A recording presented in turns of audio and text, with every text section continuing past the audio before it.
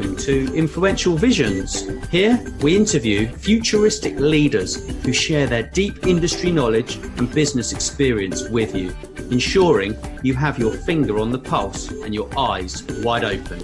My name is Nathaniel Schooler and I am your host. Thanks for tuning in. Well, it's lovely to be joined by so many great experts in technology, and Nish is helping me to host this series. Kim hopefully will be joining us, but welcome to both of you, or all three of you. It's lovely that you took the time to join us, and we're going to talk about all sorts of people-related technology problems, I think, today. And what do you think, Toby? Is it big problem for you, people and technology? People in technology is it's 95% of technology is really people.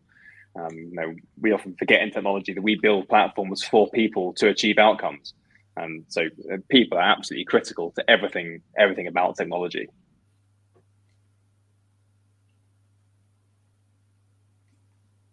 So I just have to unmute my microphone there. So how about you, JD? What do you think? Is people and technology, does it cause massive problems for you or for companies? It's not the people causing the problems. It is the fact that we develop and deploy technology significantly faster than we educate and enable people to work with it in an optimal and secure way. So that knowledge gap, that experience gap, the mindset gap, the skill set and mindset gap we see between the pace of technology and the pace in how we educate people, that is the problem. But the people themselves, nobody wants to go home and say, well, I did a lousy job today, right? Of course. So would you mind just telling everybody what background you have in technology, JD, before I move on to Toby, if that's all right? Well, my background started in applied information technology, which I promoted in, and then very fast considered boring because you keep doing the same things. That was my view. And I also got infected with this desire to help people become better at using technology. So that's why I started. I went through all kinds of corporate roles in that area. And some 5 years ago, I decided to go on my own, founded my company, Spearhead Management, and started working on the human element in cybersecurity. It's a publication you can find on my website. It's education programs, etc., etc. And since the beginning of this year, I joined WeDo as a CISO and DPO. It's a fast-growing platform. We're building a fantastic community, and I want to make sure that we do that in the right way. So for me, it's now my chance to show that all the experience I have and all the lessons I learned to other people, that I can also implement them myself. Super. Well, thank you. And how about you, Toby? I know you've founded lots and lots of companies over the last sort of 15 years. Where did you sort of start in tech, and where are you now? So my journey in technology started at 12 years old, breaking printer drivers on an old LNX laptop. If you remember Pentium 1 and 166, that's where my foundation started many years ago. From there, I grew into an information security role, primarily in designing networks as part of a government division, and then was seeded in various positions around the world, working for elements of government departments. From then, yes, I've seeded, founded, and grown a number of internet service providers, all with different boutique elements. Some working in high growth content media, some working in sort of global elastic fabrics, and I work with and scale up a number of private cloud businesses as well. So my background is very much in information security, but from a networking engineering angle. Super. And I know, Nish, you're involved with lots of projects as well, aren't you? And in digital transformation and stuff like that. And I know you're dying to answer the question about people and technology. So go for it. No, yeah. So I've not got a huge amount of experience in security, but there is an absolute, in every single job that I've done, every single technology that I've implemented, which is what brings me here to this series. It is all to do with, I have a very firm belief and ethos is in that you can build as fantastic technology as you want, but if you don't do the necessary process to land that with the people who are using it, then you basically built nothing, because it is people that have to use the technology that you're implementing. And I've seen like $100 million budgets be cut to 2 million, be cut to 0, because people weren't able to deliver technologies to the satisfaction of the end user. And yeah, it is the making or breaking of technology budgets, and it has been for the last 10, 15, 20 years. So it is a problem to crack, and it should be always factored into delivery processes. The people element has to be considered, as well as a people psychology element to all technology projects, is what I've seen. And across this whole series, it didn't really matter who we've spoken to. We're now talking about network security, cybersecurity, and everybody says the same thing. It's this whole element of enabling people to utilize what it is that you're developing and what you're creating or deploying. And I'd be interested to find out, if you don't mind me asking the next question, Nat, Please do. Toby, your experience in government. I'd be interested to find out how that plays out in that sector, actually, because historically for me, and maybe this is just some ignorance, I always thought that government sector is a little bit behind in technology. And I'd be interested to find out how it's landed for you yourself, bringing new technologies into that environment, how it's been in terms of the people journey that you've had to take people on. Sure. So in my experience, there's a massive divide. There are some incredibly smart initiatives and incredibly bright minds at the very forefront of that development cycle that really are at ground level, incubating technologies, building platforms. They have a finger very acutely on the pulse. And at the back of the process is an organization effectively that does want to move in the right direction. They understand the requirement for change, and they understand the gaps that are there. The trouble that a larger division such as a government department has is trying to bridge that gap. And you're talking about tens of thousands of people here. It's a complex organization. Whereas at a private entity, you can divisionalize and appoint managers and leaders to carve that down. You don't have the same levels of flexibility in the government department. So in my experience, what I have seen is that people do adopt the change. They want to promote the change. They understand the gaps. But there is this huge void in the center of a government department where people need to fall into that. And I think the reason that doesn't happen is because of a skill set shortage and because of a lack of cultural incubation and the right thought processes and training people how to become better people in that part of the business as such. Yeah.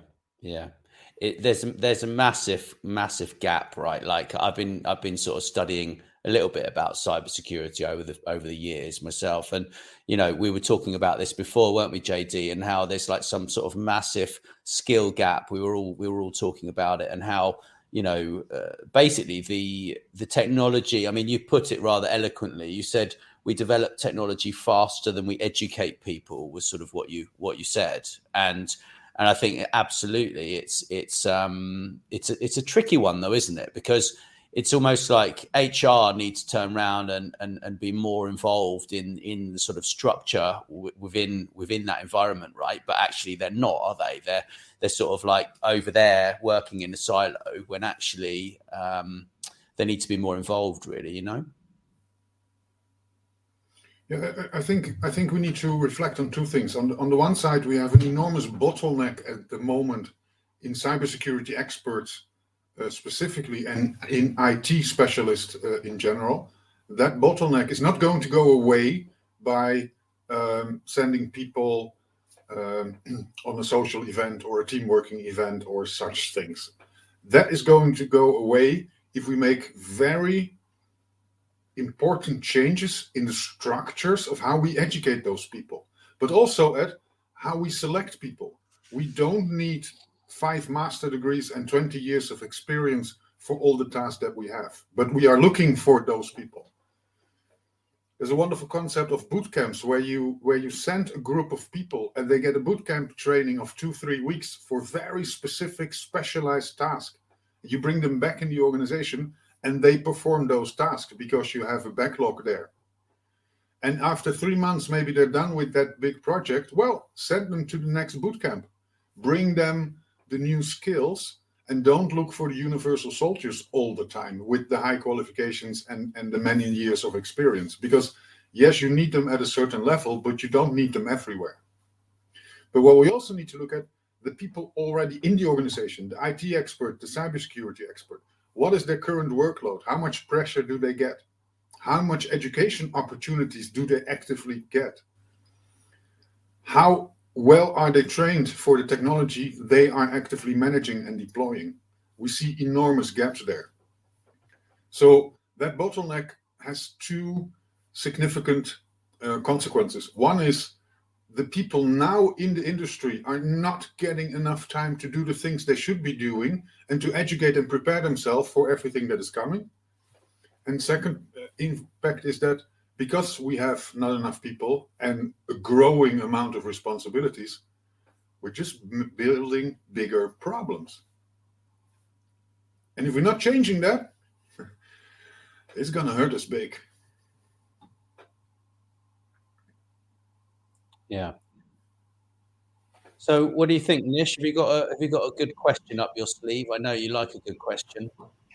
Yeah, so I was actually so I've been watching the background flash up behind you, JD, and I'm interested to find out for yourself. So you mentioned, you told us a little just before we started recording. You told us a lovely story about your daughter, and I'm interested to find out along this thread of technology being developed faster than we can educate people on how best to use it.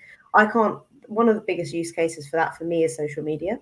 And this idea that was developed and organically created and then just became this behemoth that is now really ingrained in our society today. And you yourself have a 15-year-old, and I've always, when I look at my life and how it's going to move forward, and my biggest fear is if I'm ever blessed with a child, how would I engage in that debate? Like, so social media is not going anywhere. What is your view on the level of engagement that you allow for your teenage daughter with that sort of hat on of security and cybersecurity in that space? Because we know, we know that the world didn't evolve fast enough really to actively put those checks and balances in place when social media is around, and that's created a whole slew of problems. So I'd be interested to find out your view on this.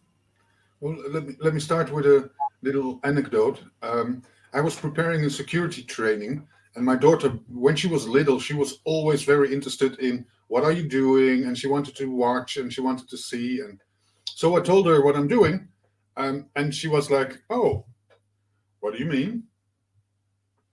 And at that moment, she confronted me with all my knowledge.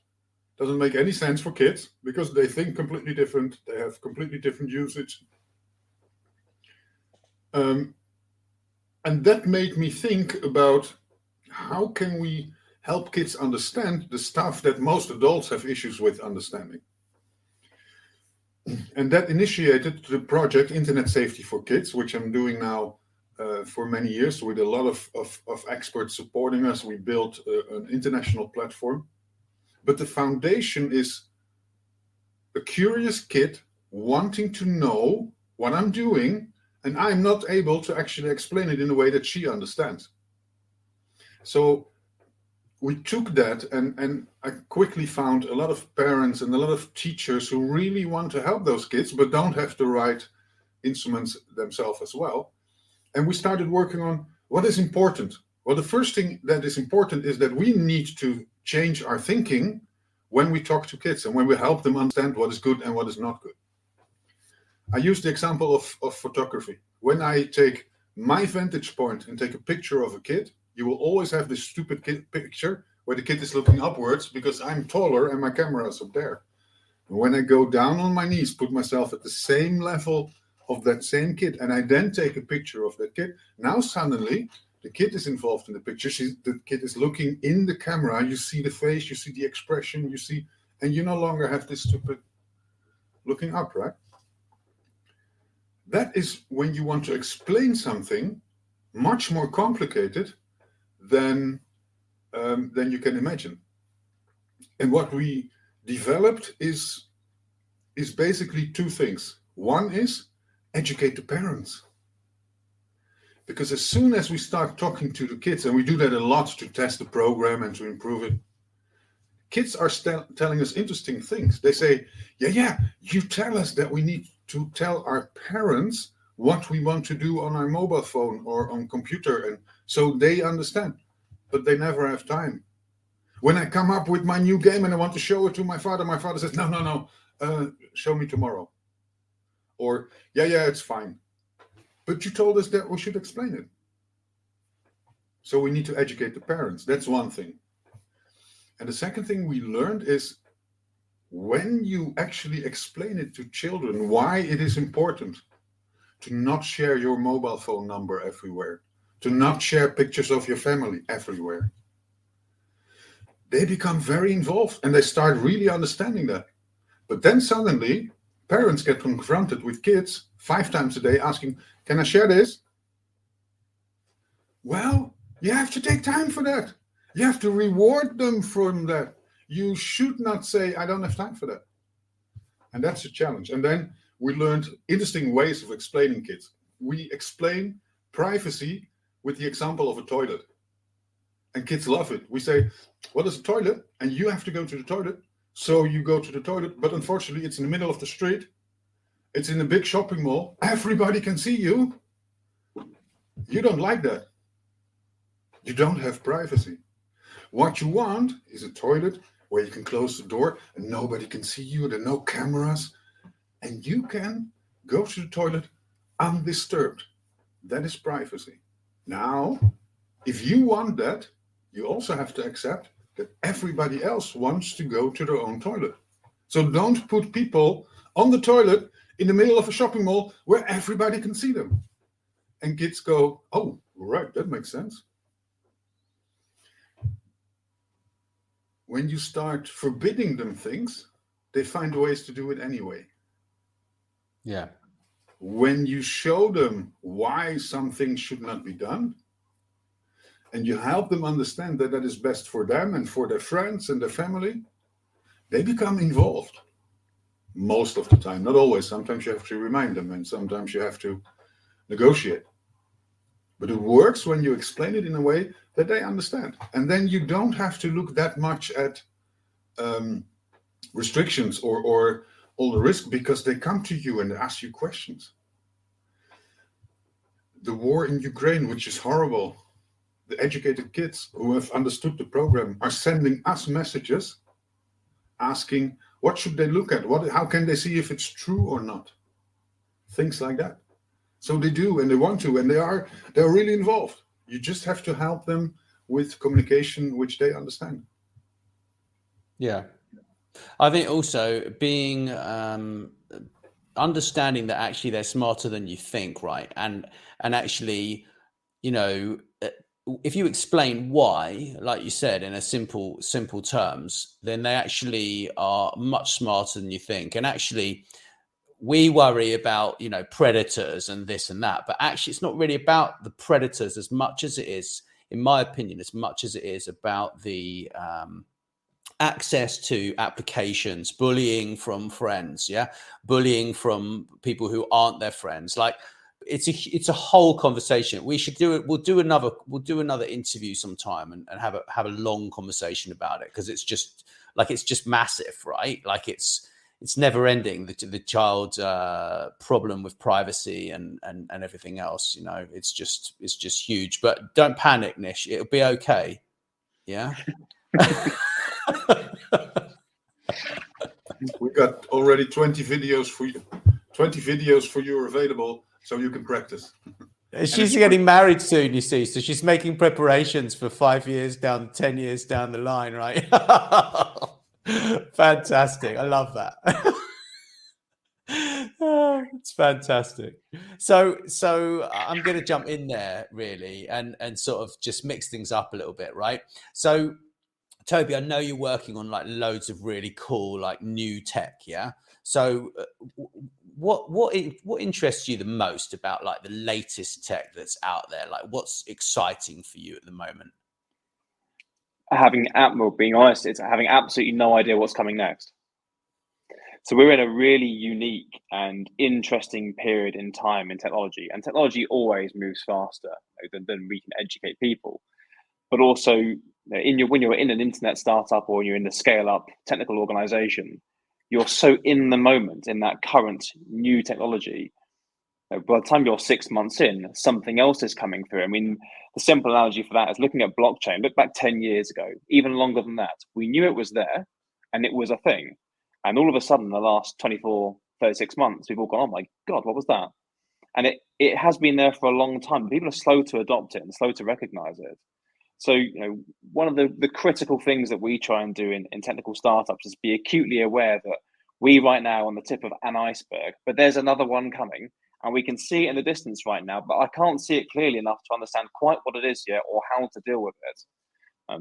Bringing that back to the culture and people piece of that, what we look for are people that are highly adaptable. So we need to understand that the generalist skill set supports certain technological developments, but you can't have a specialist for something that doesn't exist yet. And trying to forecast for that and embrace that as a technical organization is really what gets me out of bed in the morning. It's exciting right now. There's so much innovation going on. We're bridging this gap all the time between software and hardware. Embedded systems are getting closer and closer and closer. And now we're finding new ways to exchange information and to take full use of platforms such as blockchain. We're building a security first platform that is solely based on blockchain as a fully encrypted network operator. It's never been done before. So I think at the moment, and certainly for the foreseeable future, we are in a period of rapid technical change and rapid incubation of brand new technologies that we are only just beginning to understand how to utilize. Yeah, I was talking, I think last week or the week before, about like this productivity curve that we're just at the beginning of, right? Because everyone's like, who's really into productivity? For the past few years, they haven't really had that much amazing stuff in tech, right? But now, like with all the writing tech that's out there, with the way that you can like integrate things, like I can't wait to see kind of the next few years or even months of how fast these things are gonna kind of move forwards, really, to be honest. And the whole thing, it's fascinating, right? But you can't be an expert in everything. Like, there is so much going on that it is so vast that I think keeping your specialty is really, really crucial, no doubt about it. And medicine as well, like, is a big one for me. So what about you, JD? What are you really interested in at the moment in technology? Well, for me, the most important development at this moment is that we see technology coming that is going to add to sustainability, that is going to actually find solutions for things like climate change. That is one thing I'm very, very excited about. On the other hand, we see that what we have seen in the past 3 to 5 years is this hype wave of everything new, right? Blockchain was going to cure cancer, and 5G was going to solve all the connectivity problems and all those things. That is decreasing, fortunately. There's no longer this somebody comes up with a popular hashtag and then everybody's going to make predictions about whatever it's going to. We learned a little bit from that phase. Maybe because we have other problems to deal with, like the pandemic and war and climate change. So that is also something what I'm excited about, because now that big noise is gone and we are focusing again on what the real opportunities of technology is. And one of the great opportunities of blockchain, for example, is the encryption is embedded in the data. There's no data without encryption. There's no encryption without data. And we're generating a factor 10 times more data per 6 months at the moment. So yes, please. But now in blockchain, we are also focusing on the efficiency of blockchain, which has been a huge, huge, huge problem in the past. But because we were so excited about how it was going to solve every problem, we stopped focusing on improving blockchain. And that improvement is currently happening. So if we continue in this space, 2 to 3 years from now, we have actually learned how to build blockchain platforms that are as efficient, energy efficient, as standard cloud platforms. And then we add all the benefits, like smart contract, embedded encryption. I mean, quantum computing is going to have a huge problem with good blockchain platforms. And by the time quantum computing becomes something we can throw around, then, well, blockchain is quantum as well. So we still have all the benefits of that. And that's what I am excited about. We're focusing now on reality and no longer on the hypes. Exactly. And a lot of these technologies like VR and AR, like they've been around for a long, long time now, right? So now we're just getting to the stage where they're becoming, a real market, right? And that with gaming and everything else is gonna create so many jobs in the world as well. Like I've got a friend that's running a podcast about gaming, and he's talking to all sorts of people like over in Africa, and who are just creating jobs, like, right? I mean, that's what we want, right? Like this is what we want, is to change the world. And with 48% of the world still without technology, without access to the internet, right? Like if we can change that, we can just help so many people, and that excites me as well. So what about you, Nish? What are you excited about? I know we talked about this last week as well. Yeah, so there's a few areas that I'm interested in. I think the biggest thing for me is medical technology and the ability to potentially, have people have medications that are tailored to themselves, or vitamin packages and things like that are tailored to themselves. The other thing you mentioned, JD, is sustainability technology, the advancement of electric vehicles, for example, and how, I think there's currently, it's not necessarily the most carbon neutral to make an electric car, but the advances in technology that will bring, and how that will advance our society in terms of limiting climate change, all of those things, technology to the advancement of the human race is probably what I'm really interested in, and what is really floating my boat at the moment, I suppose, where I can put my hat on and say, yeah, I'm a technologist, I work in technology, and I'd love to get into projects which actually move that movement forward. The other thing is, you mentioned productivity. I think over the last couple of years, we've also realized that we are a remote community, a remote society. Like I remember over the pandemic doing quizzes with people, and like a massive 10 people quiz with people all over the world, and bringing people together using technology. And that was just on a Saturday morning at 2:00. I think we had people from Iran and, South Africa and Australia. And it's that idea of, we can be connected, even like, and that was all through the advancement of technology. Even small educational pieces like teaching. We've talked about it a lot here, actually, in that, teaching your parents how to use Zoom. I actually had a Zoom the other day with my mum, just because she knows how to use it now, so bringing people together like that. Our team, in fact, is a completely remote team. We do all of our contracts remotely, and what that will do for the workplace culture and productivity as a whole, we're in an interesting period at the moment, where I think just today I was chatting with some people about management decisions and workplace culture decisions that have to be made around flexible working, people gaining more time for themselves, and realizing what productivity means to them, working less and spending more time on themselves, and any technology that can advance that through productivity tools, through video conferencing tools, anything that moves that forward is also something that is very exciting to me. Yeah, I mean, I think giving everyone a real life, and actually them being able to work when they want, from where they want, for as long as they want, it enables more control, right? I'm not saying everyone has to work 10 hours a week, 20 hours a week, but I'm saying that it should be more of a choice, right? Like, I appreciate in the early stages of a business, you need to work considerable amount of hours, right? But once you get that business to a certain level, you can just hire a team of people. You don't need to work that many hours, and that becomes quite exciting. The whole prospect of of having more leisure time, having what they promised us at the beginning of the Industrial Revolution, right? Like I've been talking about this for ages. Everyone's like, well, we're in number 3. It's like, well, not really. We're still in Industrial Revolution number 1, just because some tech analyst. I'm not nothing personal. I used to be a tech analyst, right? But like a lot of them love talking about like these concepts, but in fact,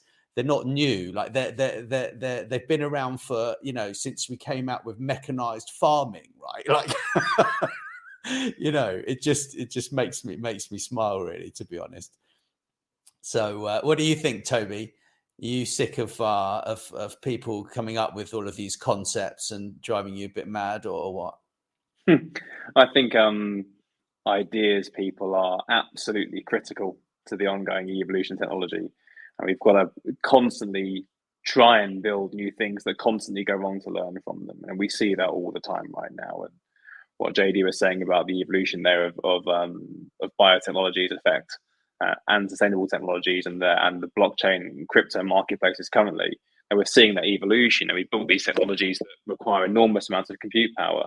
That's now led people to develop that further into having the same outcome with less energy input. So we have to constantly throw these new ideas up in the air to try and find one that will stick, and then we'll find 10 more of them and throw them up in the air. And that's, I think, how the rapid pace of innovation is happening currently. What's different in the current situation is more people are throwing more things up in the air. It's so much easier, and these new technical platforms are so much more accessible for people now because we have things like remote working, and we have that culture behind that too. That accessibility piece is really key, and that's driving this rapid pace of innovation currently, in my view. Very interesting. Yeah, I agree completely. The more work that we put in, the faster we're going to get somewhere, right? I mean, that's where it is, really. So what do you think? What do you think, JD, on this, on the innovation side of things? Do you think we're kind of at a good place with that, or? Well, there are two things that we have done in the past few years. We have developed an ecosystem and toolbox where others can innovate. Before that, it was that the people creating technology are the ones who were innovating. Now we have created cloud ecosystems, AI-driven ecosystems. You can shop and you can pick all the components that you need to build your own solutions and become creative with that and innovative with that. And the pace of bringing new items into those ecosystems has increased significantly. So we are much more capable to innovate, and we have reduced the cost and the impact of that innovation. So more and more people, we don't know where the next Einstein is, but we also know if we give that new Einstein the tools and the connectivity to do whatever he or she wants, whenever he or she wants that, we're not getting one new Einstein, we're going to get hundreds and thousands of new Einsteins, right? If you just look at what Elon Musk has done, and you don't have to agree with all his statements, but just look at what he has done. He has built a car company against all the odds, but also against all the concepts. He has built a rocket launching company against the odds and against all the concepts. You can challenge the Boring Company if it makes sense or not, but he's doing it. And he's doing that because he's driven by whatever drives him. But he's also willing to put his money and his knowledge on the table. I'm told recently that until he was trying to buy Twitter, he has never sold any of his stock unless he was selling his entire company. So he's putting his own money on the plate. And he's driving innovation in a significantly faster pace than we have done that before. Now, a 12-year-old boy in India or in Africa or in Germany or in the UK is looking at all that and thinks, when he can do it, I can try it as well. And a smart girl being told that she has no place in tech because girls have to cook and clean house and whatever, she can now go online, watch a bunch of tutorials how she can code, and without a lot of cost, she can start coding her own programs. That wasn't possible 10 years ago. Absolutely. I think that those changes are driving innovation much faster than anything else. Absolutely. I like that a lot. So Nish, what do you think before we wrap up? I think you bring up a really good point. I think that it is all about sort of role modeling the next generation of technologists, and this idea that but there is a huge still a bit of a gap in women in STEM subjects. I know from recent experience, trying to get women into our development team is just is almost impossible, if I can almost say so, as something that we've been actually driving towards quite significantly. Having recruiters find that particular talent pool is like finding a complete needle in a haystack.